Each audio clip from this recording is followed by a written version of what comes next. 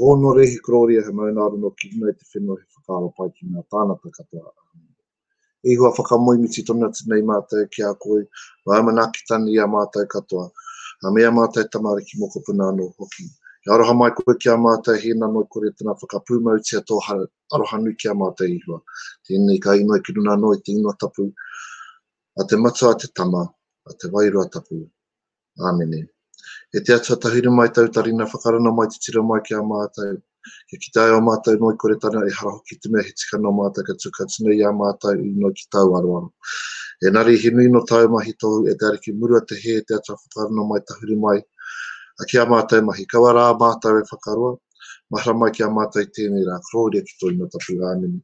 Te reina whita e te atua te huna tapu, no hui iho nei te rani ka tata mai tauri na whakaora i a mātai. I hua te ata whānau tāna, tai rani ana tau aroha, e awe ki ana ki te rin, e ni ana tau mahi tohia e pai ana koe i hua ki ngā mea katoa kei runa i a mātai. Tau mana ki tana, kroria ki tō ino tapu, āmene. O tira mōrena mai i te iwi i te whānau. A tēnā koutou, a tēnei wiki hau, a te rāhina, ai he mani, a ko te rani tua ono, te rā tua ono, o mahuru. Nō reira ki ana te rani māta amua, a koe nei ke te mahuru, ka timatai tēnei wāhana te tua ono. Nō reira, ai, tēnā koutou, aroha mai for our late start i te ata nei, kei te ahua tōmuri, i tahi o a mātai nei hoa. Hoi anō, he mea tukuru nei te aroha, ai te nākai nui ki tō tātai nei reo, mea o tātai nei tamariki moko puna anō hoki. Nō reira, e rere tunu ana nā mihi, nā poroporo aki, nā mōtia te aki o tātai nei mate. Tērā o mātai nei kuia, kua hina atu. Noi nā ahuatana o tēnei mate, tēnei nānara e huri nei te ao. Nō reira, inen, haerera moi mai rā. O tira nā mate, kei runa i a tātai nei whānau, i tēnei wā. Nei rā te aroha, e hora nei ki a koutou. Kia piki anō te kahaki roto i a koutou, tēnā koutou. Nō reira te whānau, yes, we are back here ko Kāinga Kōhanga Reo tēnei. I tuku atua nei tō tātou reo me te aroha kia koutou katoa. We're having a few connection issues. We're just having a few connection issues and I'm just trying to get our whānau hooked up ki tō tātou nei pāhotana ai tēnei rā. Nō reira, as with most technology, it's not as easy as it looks. Engari, te tumanako ka hono mai tō tātou nei Kōhanga Reo o Puhinui. We have also been fortunate ko tētahi atu. We'll be talking to Kaiora Tipene from Tipene Funerals and te whānau, I think, ki te tai mai tō tātou nei Kōhanga Reo o Puhinui, kārawe. Ahoe no me haere tonu nā mahi, kia huria ki tātou te whānau, kua tukuna nā karakia, kua tukuna mihi, ki tēnei o a tātou nei tuahine. Nō roto pia, she might have a little bit of goss on what's happening with kapa haka as well, so we might be in for a treat e te whānau. Mihi mai ki tēnei o a tātou nei tuahine. E Kaiora, tēnā koe. Tēnā koe o tira, tēnā koutou mā e mātaki mai ana i tēnei ata. Kia ora rai te whānau, nōku anō te whiwhi ki te whakaatua te kia koutou i tēnei wā. Ka pai, tēnā koe, and thank you for the last minute whānau. It's a very last minute. I didn't want to disturb anyone on their Father's Day to organise etahi atu o wēnei whakarite, so no te ata tonu nei, no reira waimari e mātai, that our whānau who look after our tūpāpaku are there 24/7. 24/7.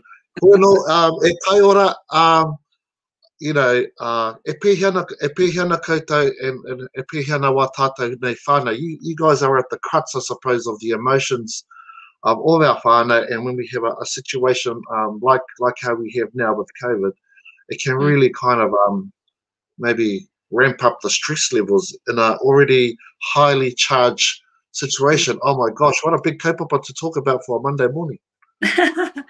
Tēnā koe te tūngāne.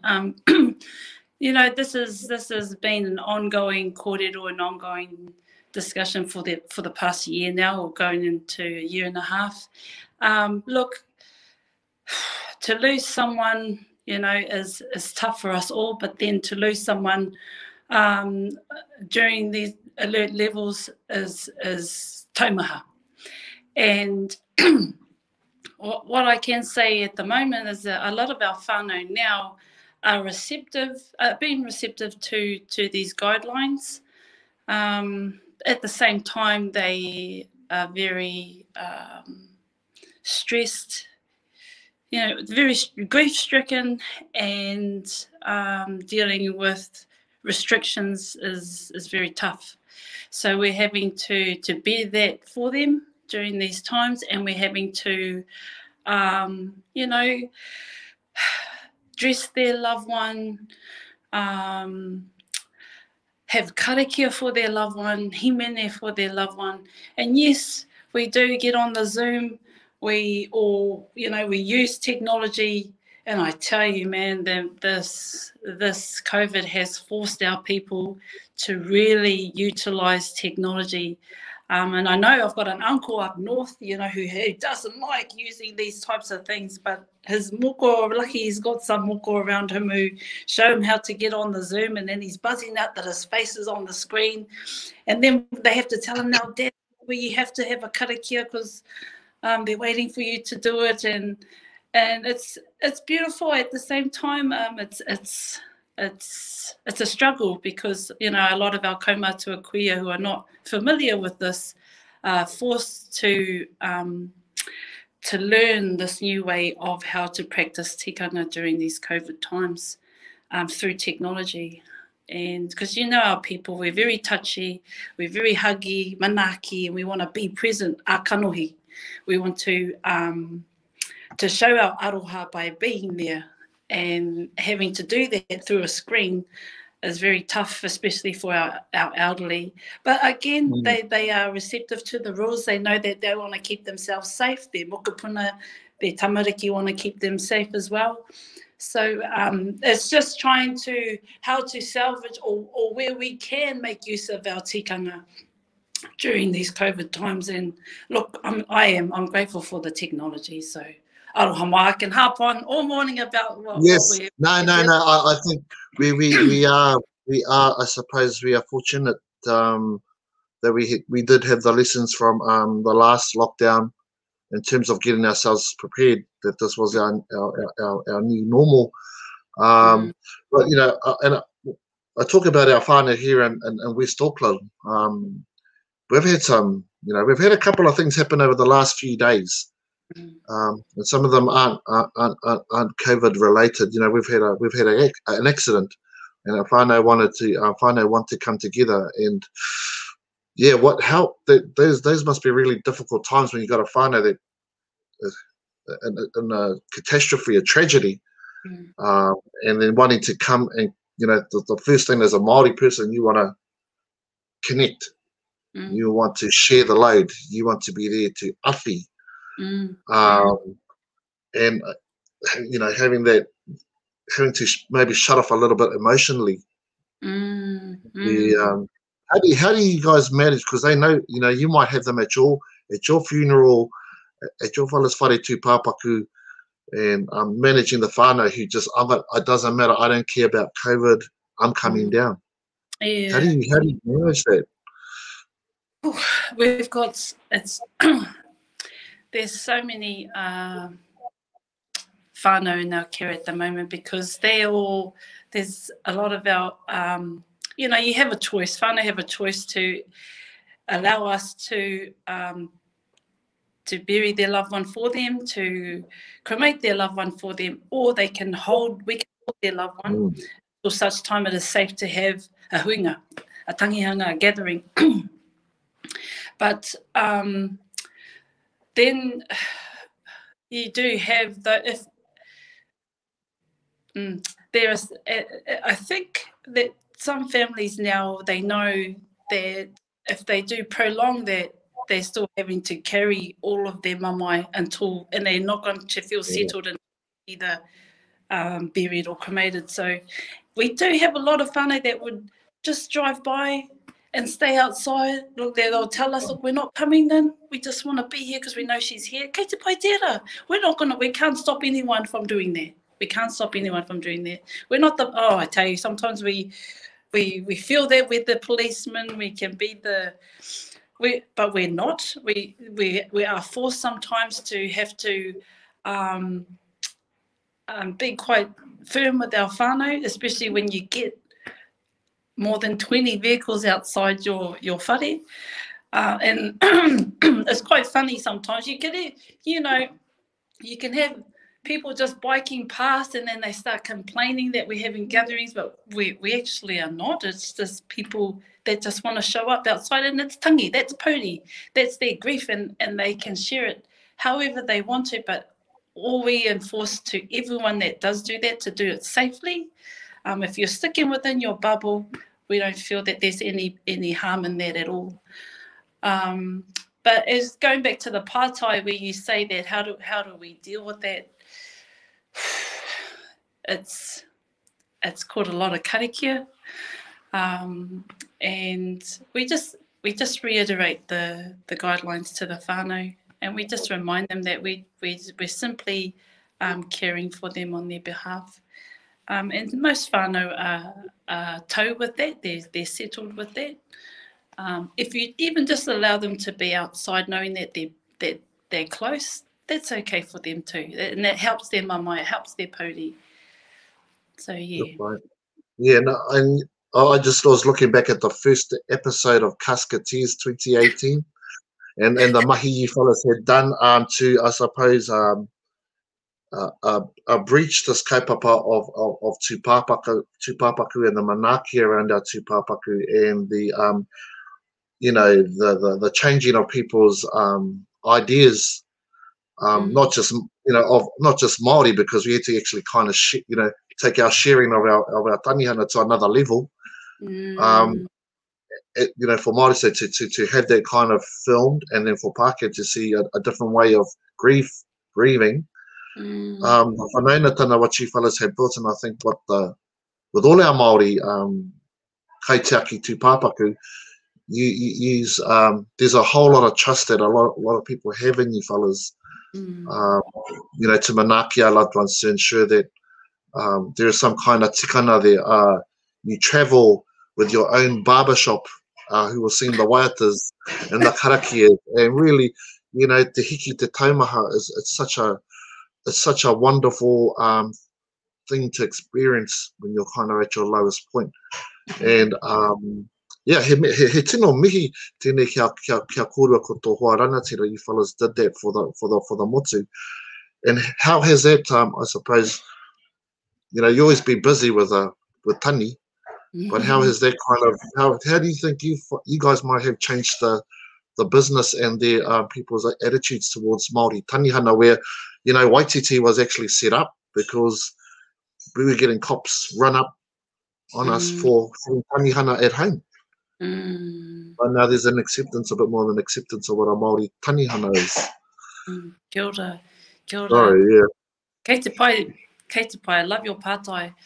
Look, I believe I'd like to believe that the show has educated our people, educated Aotearoa o tira te ao. I feel that, firstly, if I can just say this e hoa, I'm very proud to be Māori. I love what we're about. I love our tikanga, no matter where we're from. And if I can express that however possible, be it direct or indirect way, I like to believe that we are educating many, or from the ngākau as well. It's not done in a forceful manner. We just simply being who we are. And that's through our manaaki, our tiaki, tūpāpaku, me te whānau e noho nei. I love what I do, and I feel that that's simply what the show captures. The cameraman that we and as you know, Mana Ipiha's on our director at the moment. He was the last season and this season, and there's no creating anything, around us. They just follow. They have to just grab whatever we're doing, be it the silly purchases my tāne does, or my moans that I'm doing it at home. Those are just the minor parts, but the best captures, of course, is when our whānau are in our full force of tangihanga, where we see a lot of our tikanga practice, where we see karakia and whānau come to dress their loved ones. Those moments are very precious and beautiful to me and the whānau. You know, we don't, everyone that does share those moments, it's given to them as an opportunity. We never force it on them. Of course, that's up to them if they decline in kete pai tērā. I think if I was to ever pass on, I'm praying to my boys, don't you ever film your mummy, you hear me? But he know the Tanya might have something different to say. Yeah, you fellas work really well together as their couple. So you do have, you know, the tikanga flowing through just by your sheer mahitahi, and you know, ka taka ki o koutou tamariki, and also to the kaimahi that you foster. You know, young strapping men who probably would have to grow up earlier than their age to you know, to hold those positions of kaitakitanga. But I think one of the things that people want to know is these level. What does some areas in the country have dropped down to a level 3? And they're going to drop down to a level 2 probably within the next probably tomorrow. What are the significant differences between a level 4 to a level 3 and a level 2 just for our whānau? What are those differences?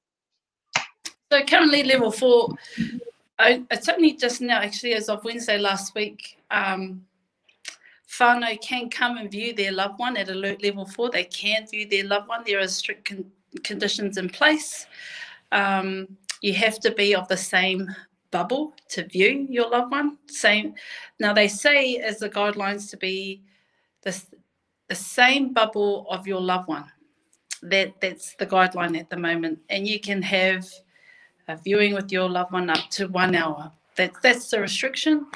And which is beautiful. We're grateful. We pushed for what we could at that level, at the government level, and now for that reason we can have viewings at your funeral home. At alert level 3, you can have a maximum of 10 people, and my understanding is that you can have a mixed bubble of the same whānau to view your tūpapaku. Now, at both levels, the tūpapaku is to remain at the funeral home, so we can't take our loved ones home to be with them, because that will create a gathering. At alert level 2, you can start taking your loved one, your tūpapaku, home. The government is yet to confirm those guidelines. Now, there was, I don't know if anyone remembers, but last year we had what they call a level 2.5, and at that level you could only have 50 people. And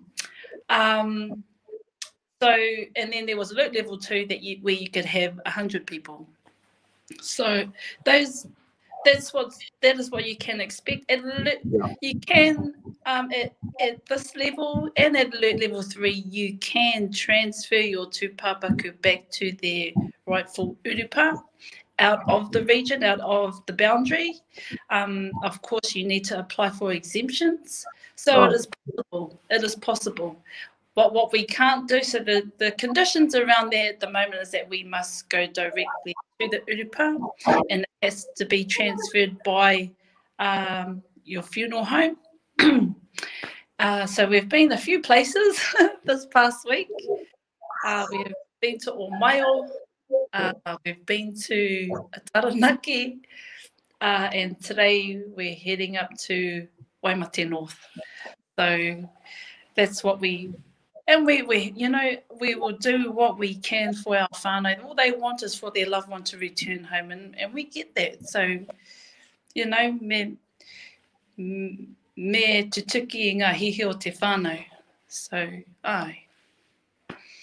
Oh, we are so grateful for you fellas. We are so thankful for you fellas. I know our whānau here in especially in West Auckland and South Auckland, that we're so, and you know, and you're growing and you've been able to deliver that reo aroha, that ina aroha to all our whānau, wherever they may be in the country. Just for I suppose for the last, but we've just had, you know, the threat of COVID to our whakapapa is real. Us in Kōhanga Reo, we have our babies and our kaumata, so we have vulnerable people, health compromised people. What are the if we've had our first mate, I suppose, that our nanny passed away, who had COVID. What are the if you have a tūpapa who has passed away because of COVID? What are the how does that one work? How does that scenario work? Yep. You know, my tani, who we had this discussion just last night actually. There are some guidelines in place for that, and it's all about safety. This, from my understanding, the particular fire you're referring to, aroha, mihi ka tika, tuku aroha ki tōna whānau.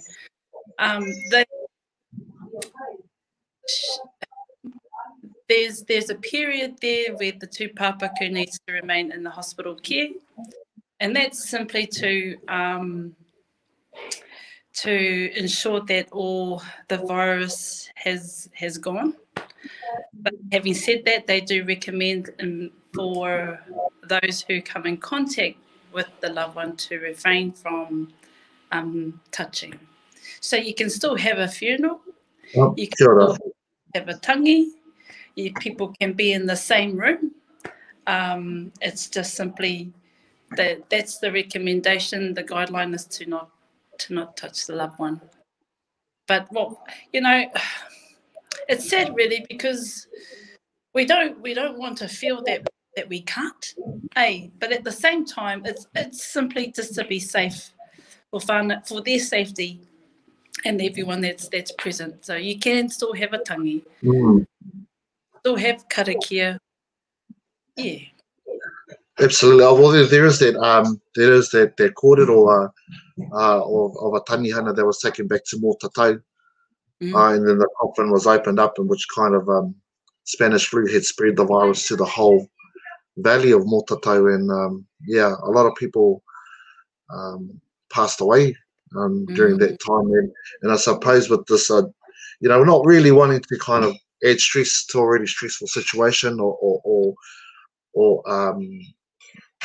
fear-mongering people, but you know, just the realities of trying to maintain our tikanga, as well as doing it safely. So it was actually quite strict, the last one, but it seems like when I was actually quite surprised at how there was a softening of the guidelines around tanihana now. To give people that opportunity. Is that something that you as a collective, as Ngā Kaitiaki Tūpapaku, as a collective work together to make these guidelines up? Yes. Yes and no. We like to be at the table when these decisions are made. Sometimes the government do just put their own guidelines in, and then when we see that there's so much restrictions, it doesn't allow whānau to have any room at all for tikanga or any form of rituals for any hahi, it becomes taumaha. So what we've learned over time, though, is that we can continue to practice these things with whānau under safe conditions. And so that's when we start putting implementations in place. We put together some recommendations, and then we put it to the government. We send it through to Ministry of Health. We send it through to the COVID response team in the hope that they can look at some guidelines. So yes, look, and we can't stress that enough, to be safe. You know, whilst there is restrictions around gatherings, that's why we have this have these guidelines at this level, so you can still have your viewing, but in your own bubble. Yeah, it's tough when the government do have their own whakaaro around how things can be done, but it's important to also have someone, the professionals at that table, so we can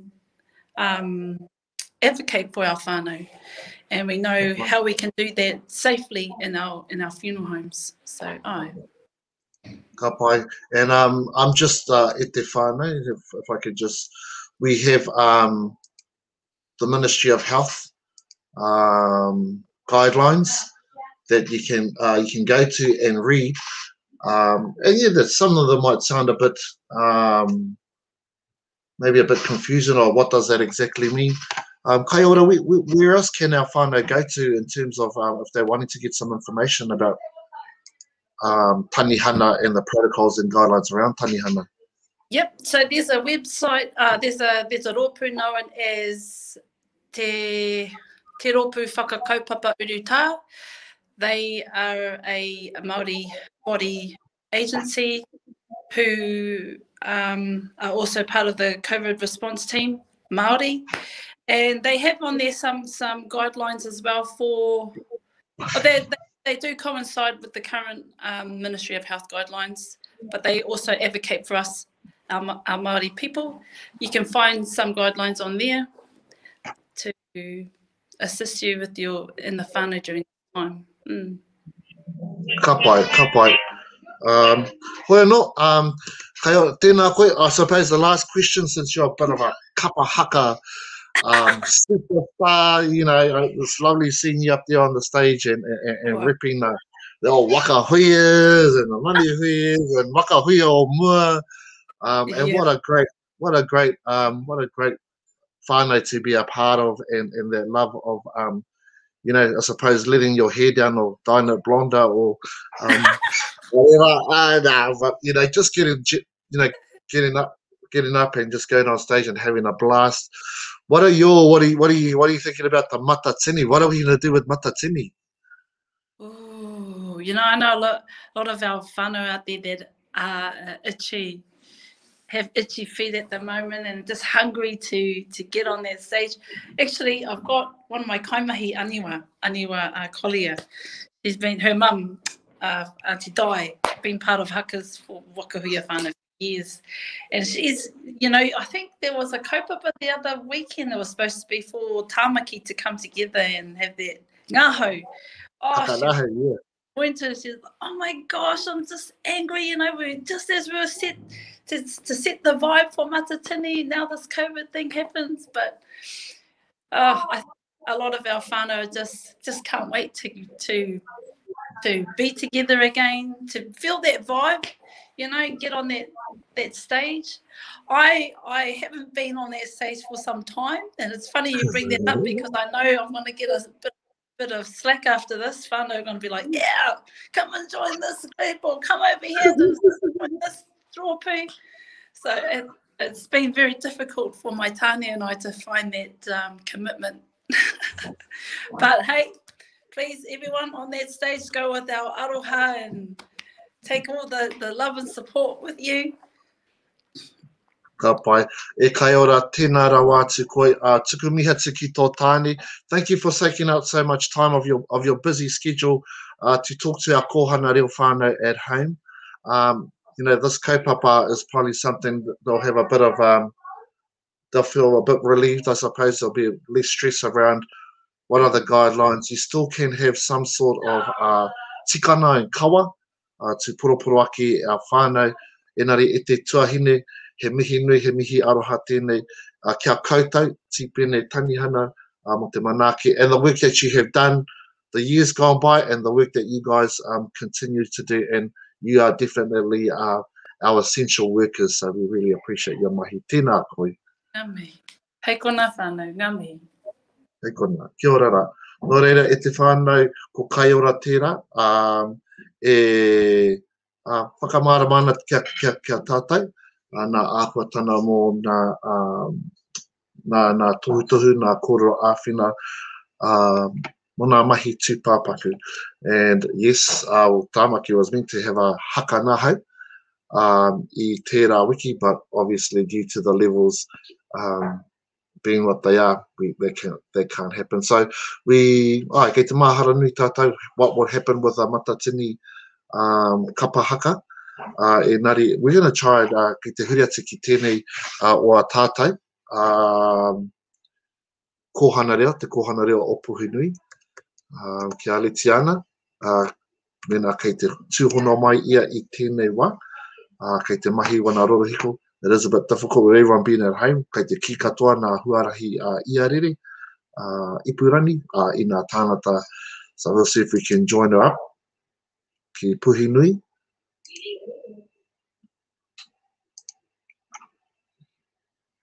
Oh, aiwe. Engari, e tatari tunu ana tātou ki tētahi atu o wā tātou kai kōrero I tēnei ata, kia Reikura Kahi, kei runa ia I te rōpū a te mātāwai, he rōpū whakarauora, kei runa hoki ia he kai whakahaere mo te rōpū o nā tūmanako. Engari, e hoa might have to just jump to tētahi waiata while we wait for wā tātou Try Les Mills on demand manuhiri, free for 30 days. kia pika mai. The ultimate fitness Nō app reira, with the world's greatest fitness kia class. huri aki ki tātou ki tēnei waiata a tō tātou nei manupirere. You stand walker.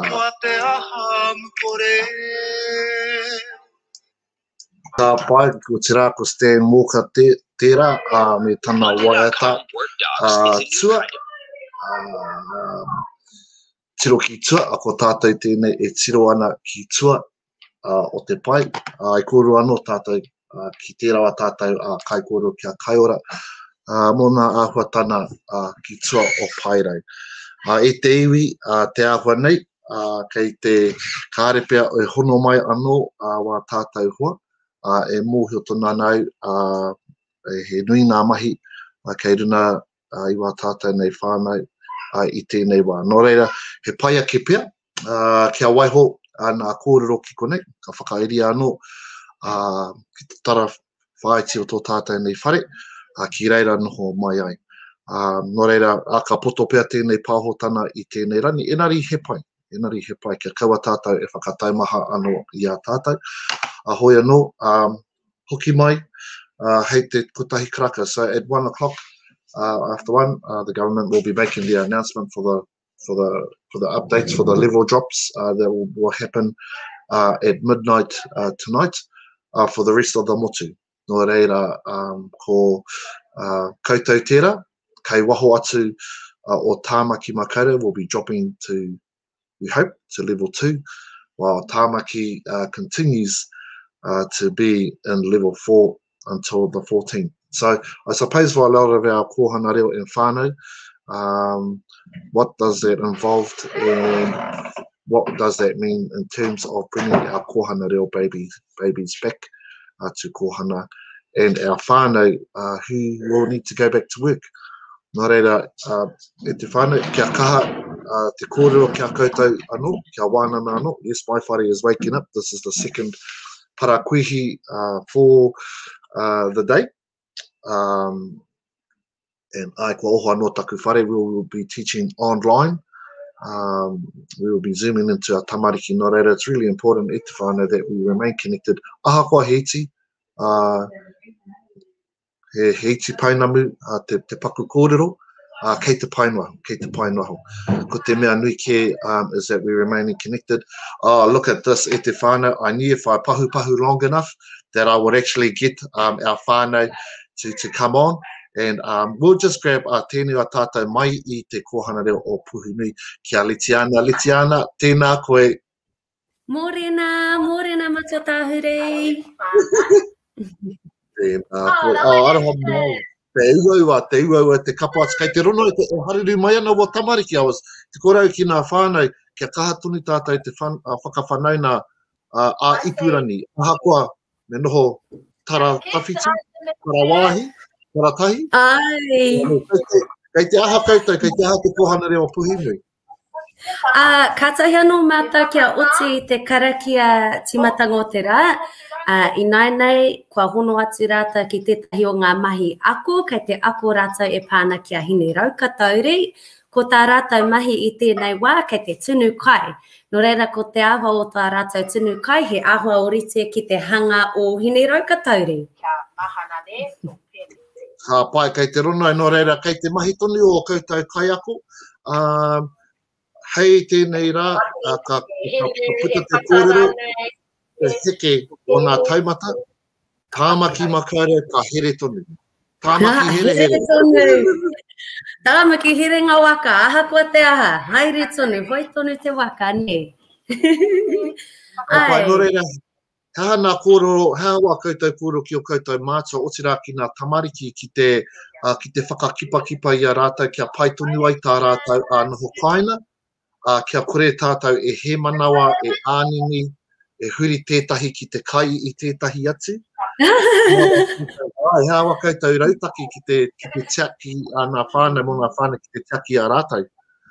No reira, kua kaha mātou te whakahonohono ki ringa I te aho pautama, koira te whārangi matua mā mātou e whakawhanaunga ai ki a mātou ake whānau.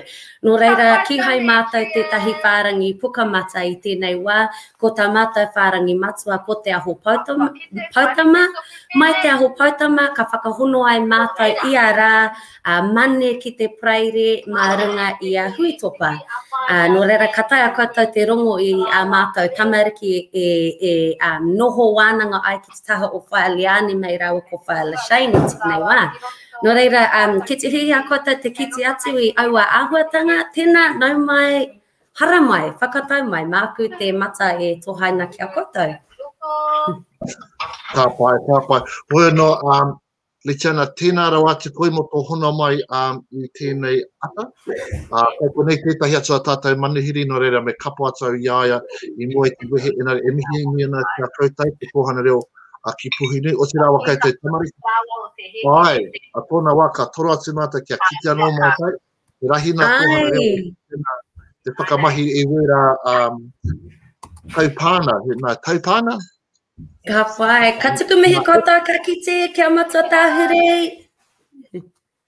Ara ka kite. Te whānau tuku mihi koutou, kia ora matua tāhere. Kia ora. Te mana te hono anō tata kia matua tāhere, kia kite atu I ngā tūmomo mahi. Ka pai, tō rā matua tāhere. Kei te kite au, kei te prai hia he te patai, kai, wāwa hia kai parakuhi ai, ka pai. Tēnā koe, Letiana. Tēnā koutou. Ngā mihi, ka pai, o te rā koe rā ko Letiana, kei te Kōhanga Reo ki te tona o tāmaki makaura ki Puhinui. Nō reire te whānau, ka haere tō tika tonu wā tātou mahi, Ia hua paipe, nā te paipe o nā karakia, kua tae mai katoa wā tātou kai kōrero, rina I te wāia atu oho rere ki a rātou. Nō reira, anei rā tētahi atu a tātou nei rana tira tēnei o nā tuahine, tupu mai ro te tukura kaipapa Kōhanga Reo, he kai tātaki pēr I nā momo kaupapa, nā momo kapa, mo tō tātou ki te whakarauara I tō tātou reo. He whānau reo Māori, he kaupapa Māori, kura Kōhanga Reo hoki, e Reikura Kahi tēnā koe. Kia ora rai hoa, ngā mihi o te ako, te tātou. Ai, ka pai, no reira, kei te nui tonu nā mahi aha koa, kei te noho raka koe I tō Kāinga. Nui ro atu. E haere tona ngā mahi kiriata pāpāho, ko ngā mahi mo te mātau ai, he nui tonu e rā mahi, e whakatata mai ana ko te wiki o te reo Māori, nā reira Koe nei tātou katoa, e noho ana i tēnei ao, e noho ki te kāinga a kua tērā, e hono ana mā te ipurangi ki tēnā tangata, ki tēnā iwi, ki tēnā hapu. Koe nei te ahu o te ao, nā reira, e mihi ana ki te ao hangarau, e noho nei tātou. Nore, e pēhi ana tō mirimiru, e pēhi ana tō whānau, moe o tama he tama hīkaka rawāti. Nā hui anō i tētahi kapa. Koira tētahi o ngā āhuatanga o te noho pātata o te whānau. He mea nui te puta ki te hīkoi, he puta ki te tākaro me te putupōro. Ki te pāka e noho pātata nei mātou, he waimari, he pāka tō mātou. Nā reira, ka puta i arangi.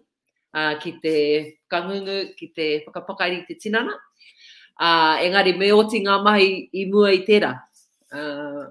Koira mātou mahi i atera. Me tāku e ngana nei ke oti i au aku mahi.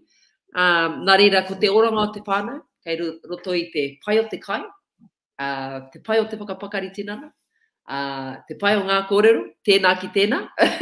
He mea nui tēnā. Ko tātou tēnā, ne? Ko tātou, e kimi ana i tētahi orana i roto i tēnei āhua ahakoa te ētahi wā he ua he wero nui. Kōra harata, te tikana, kōra ki a Kaiora Tipene Tanihana, te āhua ki o tātou. Enari kōra ki a hoki mo te āhua ki te Matatiini. Nā tūmana ko tēnei, a kene pia kai a rātou te rīkoata mo te rōpū kua roa, e pupuri ana i te tūrana tuatai, hoi anō tērā ahua, e pēhi ana te kapa otira i waimari e koutou ki te haere ki raro tona. Waimari ka tō mātou. E mua i tō mātou haere, wirohia ka tō mātou ki te ārai ma te korona. E noho haumaru ai, nā tangata whenua, te iwi kāinga o Rarotonga, e noho haumaru no mātou o te kapa, ia mātou haere ana ki rā wāhi. He me nui te haere ki rā wāhi, i roto i tēnei ao, e noho nei tātou i tēnei wā. Nā reira, anei mātou o ngā tumanako e whakau ana i ngā iwi o te motu. Kia werohi a rātou, ahakoa, te kaumārua tau te pakeke piki ake. E mea nui tēnei hei ārai a tātou i roto i ngā mate, i tēnei mate, e whakamate ana i ngā iwi take o te ao. Haere atu mātou ki Rarotonga, ki reira whakangahau, mātaki i ngā rōpū, tino rōpū o reira, e mahi ura ana, ngā kai pahu, miharora wātu, i rau e te kai, i rau e te noho tahi, i rau e te kōrero tahi, ngā Māori o reira, i rau e te noho tahi me te whakarongo ki te reo o Rarotonga i tēnā o ngā mautere. Nā reira no mātou te whiwhi, hoki mai mātou, i hoki mai me te hīkaka, ki te huri atu ki ngā mahi whakataitai, ngā mahi ako waiata, tito waiata mo te Matatiini hei te tauheke mai nei. Matatiini tāma ki herenga waka, tāma ki herenga tangata. Hei ngā wiki heke mai, ka arongo tātou e pēhi ana te tau o tēnā o ngā whakataitai. Ko te hia o tāma ki makaurau, kia koke tonu tātou ki ngā whakataitai. He kimi huarahi, e noho haumaru ai ngā whānau Māori, ka haere atu ki tēnā o ngā whakataitai, no waho mai o tāmaki, no roto mai no hoki, e noho haumari hoki ai, ngā kapa o te motu e haere mai ana ki te whakataitai. No reira koeira tētahi o ngā aronga nui o te kumiti kapahaka o tāmaki makaurau i tēnei wā. Nā te mea e noho moho au nei tātou i tēnei wā, he nui ngā uauatanga e ki tēnei mātou i roto i tēnei momo Delta strain. Engari, e manako ana ngā kapa o tāmaki makaurau, ka kitea he huarahi, e tūpai ai tēnei o ngā hui. Nui whakaharara. tētei hui whakanui I te reo Māori, I ngā titonga waiata Māori, I ngā mita a iwi, I ngā kaiwaiata rōreka o te motu, nā reira e hikaka ana, hikaka tonu ana Ngāti Manukō. Ka pai. Ai, I nā, I hui nā hui hia tātou ki te haere atu ki te tautoko, ko te koro nei hana tērā, tō tātou nei kīni, o tira I waimari a koutou, te rōpū hea, ko tūmana ko te rōpū, tuatahi a te kīni ko ai rāne. Nā paua mana. E whawhai ka toana mātou, ko mātou ke te rōpū o te kīni. Engari hare tahi atu mātou ki te taho te kīngi ki Rarotonga, kuia te tahi o ngā tino I roto I ngā tautoko I ngā kapa o te motu, he tautoko hoki I te whakataitai Matatini. Nā reira, I āhua heke te ngākau I te kōrero, kāre he koro nei hana, engari reira tonu mātou mihi ana ki tō tātou kīngi Māori, me te kapuhia ke I tana kōrero, amuhia ke te oro a te iwi, koira tā tātou mahi. Haere aki nei, he kimi huarahi e noho haumari wai tātou. I roto I ngā hui katoa, ngā āhuatanga katoa, e tū Māori ai tātou tēnei au. Ka pai, ko tahi pēr te whakaaro, ko tātou katoa e whakaaro pērā ana, e reikura. Nō reira, wanoho pēnei tātou, kei runa koe I te rōpua a te mātāwai, ko māhuru Māori tēnei, te marama māhuru Māori, te wiki whakanui I tō tātou nei reo. I roto I tēnei ahua, koe te wā pai ki te wānana.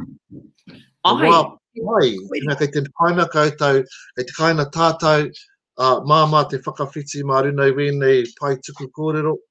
E te hana tō tātou, hea nā tino, hea nā neke hana o nā mahi whakarauora I te reo, ka tino kaha te paoro tō tātou reo, tō tātou ne reo, I nā wāhi katoa, tata tonu I nā wā katoa. E te hana tō pērā āhuatana.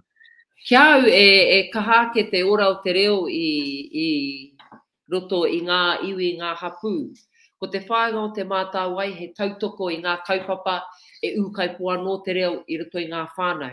Ko te tukuihotanga tērā o te reo Māori, ki ngā tamariki mokopuna, ko te tukuihotanga tērā o te reo mai ngā kaumātua, ki ngā mātua, heke iho ki ngā mokopuna. Nō reira, he kimi kaupapa e hono ana, e hono ai ngā whānau ki te reo. He nui ngā kaupapa e kite ana I roto I ngā tau, kua tino ora ngā whānau I era kaupapa, ko ngā momo kura reo katoa ena, e hoki ai ngā whānau Māori ki te wā Kāinga, ki ngā marae, ki ngā whare ako, e ako ai rātau I o rātau mita, ngā waiata, era āhuatanga katoa e kite ana I tēnei wā. Engari ko te neke whakamua anō hoki o te hangarau Māori e ora I te reo. Kua nui haere I roto I ngā tau e toru, o ngā hangarau e wāte ana ki ngā whānau, e pai ai tā rātau ako I te kāinga, e pai ai tā rātau ako I ngā kōrero tuku iho, a ngā mātua, a ngā tūpuna. Ara e tahi rōpū, e tahi hapū, e hopu ana I ngā kōrero o ngā kaumātua o rātau marae, o rātau iwi anō hoki, I roto I ngā komiti whānui, ngā pōari whānui a iwi. He mea nui tēnā I roto I ngā tau te hopu e ngā kōrero, kia kaua hoki e ngaro. Nā reira, he nui ngā kaupapa, e tautoko anō hoki I tēnei mea te māhuru reo Māori, e mohe o katoa ana tātou, me kau e noho ko te kōrero Māori roto I tēnā wiki kotahi, ko te whāinga o te tāhuhu o te mātauranga o te taurawhiri, kia māhora te reo.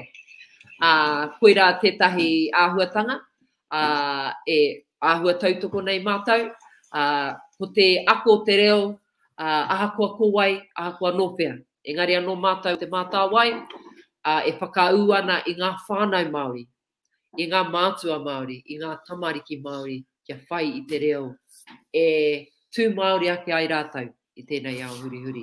E hāmama atu rātou ki te ao, he Māori au, no konei au, koe nei taku maunga, taku aua, e rā āhuatanga katoa. Ka pai, e kite ana te hua o ngā mahi i whakatōhia i ngā tau ki muri, te pakari o ngā kura kaupapa, te pakari haere o tō tātou reo ki roto i ngā kura, auraki hoki, kei reira kua tīmata no te tipu, me ngā mahi ki te āwhina i ngā kaiako, ki te kōrero i tō tātou reo. Mau ake, kei o tamariki, tō whānau, e whakaro ana ki tēnei, wari te tonu ki te vaccine, ko te nuina o te huna, haere ana ki te ako i te reo, e hara i te Māori. Ko te nuina hia kai ana, ko tauiwi ki. Tika tonu tērā. Koira tētahi kaupapa, e tino, koira tētahi āhuatanga, e tino ki te ana i tēnei rā. Engari, ki au, ko te mate ke kāre tātou te whakatairanga i ngā mahi a ngā hapu me ngā iwi. Koira tātou, koira te take kāre tātou i tino ki te ana, i te mahi nui o ngā whānau, i ngā hapu me ngā iwi. Engari, anei au e ki atu ana, kei reira enei whānau.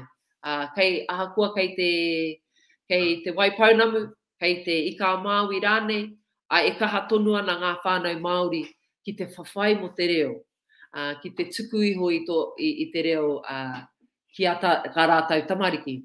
Engari, e tika ana ara etahi e huri tuarana ki tō tātou reo, ko te wiki o te reo Māori, mahuru reo Māori hoki, te marama o te reo Māori, tētahi wā e kite ai nei tangata i runga i te pauaka whakata ana te reo, ko kaha ake reo tātaki, te taihana tuatoru, ngā kai pāpaho katoa, te whakamahi i te reo, ara te pirimia,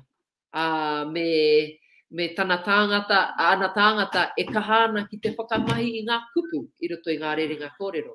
He mea nui tēnā, kia rongo ngā iwi Māori i te reo e whakamahi ana e ngā tāngata katoa.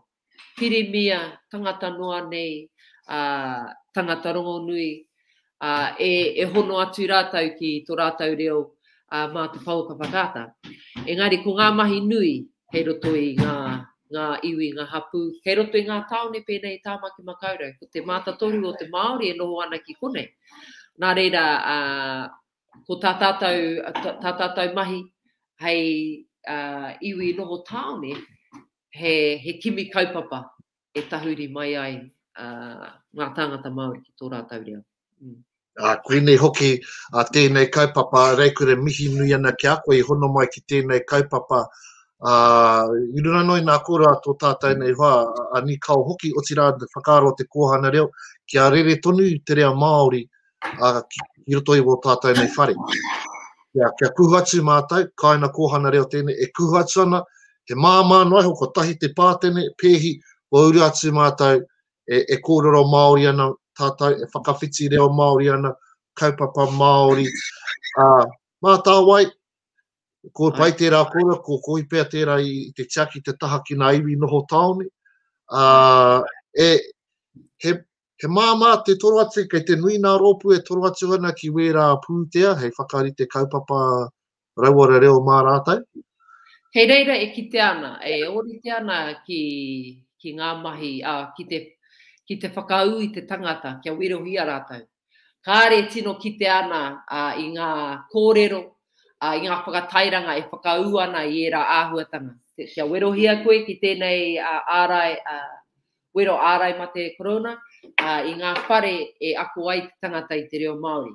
He mea nui tēnei mo te Māori, te kimi kaupapa, ngā tira pēnei i te mātāwai, ia Waipareira, ia Turuki Hau, he kimi huarahi e tahuri mai ai te Māori. He ua i etahi wā.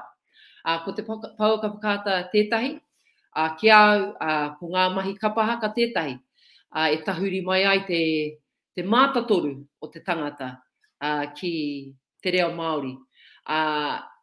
Ko te nuinga o ngā kapa, kei reira ētahi, kāre paku matatau ki te reo Māori. Engari, e haere mai ana ki ngā mahi kapahaka, i runga i te aroha mo te waiata, i runga i te māma o te mahi ētahi wā, i runga i te uaua o te mahi ētahi wā. Nā reira kia au, he kuaha tēnā, mo te hunga ako i te reo Māori, ko te ao kapahaka. Mā reira pea, mā ngā mātanga kapahaka, mā ngā kaihaka pea, tēnei kaupapa te haere kia werohia koe e te mate ārai mate korona. Mā rātou pia tēnei kaupapa e whakatairanga. Nā reira, he kimi huarahi, koe rā mātai mahi, he kimi huarahi e hono mai ai te tangata Māori. Ka pai, ka nui nei kōrero kia tāua e Reikura, e mihi nui ana kia koe, mo tō whai wāhi ki te kōrero mai kia mātai i runa i te tono poto. Me te tuku aroha ki tō tātou kia Nena Leti, e aroha nui ana ki o tātou nei kuia katoa. I tēnei wā, me tō tātou whānau hoki o Hoani Waititi, e noho nei i raro i ngā kapua pauri, a kua tau ki runa i a tātou, o te rā tātou e noho moho au nei, i roto i tō tātou nei a taimata tuawha, me te āta whakaro e te whana, kia āta haere, te titiro ki te hoki atu a ki wā tātou mahi. E kore e rite, e kore e pērā anō ki nā wā i a tātou inua, nō rea ka noho pēnei tātou. He kōrero whakamutuna au i te mea ko koe, he mānai ki runa waua puari rā, ki tō tātou whānau, kia kaha rātou ki te kōrero i tō tātou reo, i te kāinga, aha koa he iti. Aira. Koira te tino taku, tino kōrero kia tātou e whakaurungu mai ana, kia kaha tātou ki te kōrero Māori, aha koa e ahana koe, aha koa hi koe haere ana i te huarahi, aha koa noho ana ki te taho a kutau i tamariki, e mea nui ko te kōrero, aha koa iti, nui rānei, ko te wai atu ki a tātou kuia, koraua, te kōrero Māori ki a rātou, kia au he māmā tēnā, anō hoki, a rā kimi he huarahi, e pai ai tō ako, e pai ai tō noho rūmaki i roto i te reo, ko te ao kapahaka tētahi, he tautoko i a koutou tamariki, kia whai i te huarahi o te ao kapahaka, harei te mea me whakataitai i ngā wā katoa, ka hore, he pai te noho tahi a te teina me te tuakana i roto i te whakaro nui ki tō tātou reo, te whakaro nui ki ngā whānau. Me tāku anō hoki, ko ngā tumanako tēnā i whakau ana i ngā iwi o te motu, kia werohia ki tēnei ārai mate korona, e orai te whakapapa, e orai te iwi, kia kaua tātou e noho pērā i ētahi o ngā iwi takitaki o rā wāhi, e mate ana i tēnei mate. Nā reira, te akina tō whānau, kia haumari ai koutou katoa. Kia ora rā. Ka pai, tautoko ana i era aki ai ki o tātou nei whānau. Kua whiwhi au i taku wero tuarua, i here atu tō mātou nei meru, tō mātou pahi, e wari mātou i tai atu kia tākuta Lily Fraser, te tākuta e aroha nui tia ana e whaia ana, kia tukuna maana rina miri nā wari ia e rono wā, nō reira. Ai tautoko, ai tērā kora a te o tātou kapa ana tumanako, kia huri pēr wā tātou kapa, pērā i te pōti, me haere tātou kia werohia. Tika ro atu. Me te mahi nui a ngā Kōhanga Reo i tēnei wā, te toro atu ki o rātou whānau. Mahi nui tērā e mihi ana ki ngā Kōhanga Reo e ngā nāna, a hakoa tēnei noho moha o tātou. E kimi huarahi, e hono tonu ai rātou ki ngā whānau, e kōrero tonu ai rātou ki a rātou tamariki, e mea nui tēnā, miharoro atu. Tēnā rau atu koe Reikura, nā mihi nui, kia pai kōrā, mihi atu te whānau. Koe roho ki koutou katoa, kia ora rā. Ka pai. No reire te, tino waimaria tātou i tēnei, a tēnei ata, i tēnei rā, te rāhina, te tua ono o māhuru, a hepe tema. No reira, kia kahatoni tātou ki te kororoi tō tātou reo. Kia tautonu na manaki tana ki runei a koutou katoa. Anei ka whakaatuhia tēnei o a tātou nei waiata, tō tātou nei kapa, a te kapa o ngā timanako, me tō rātou wairata a wairei.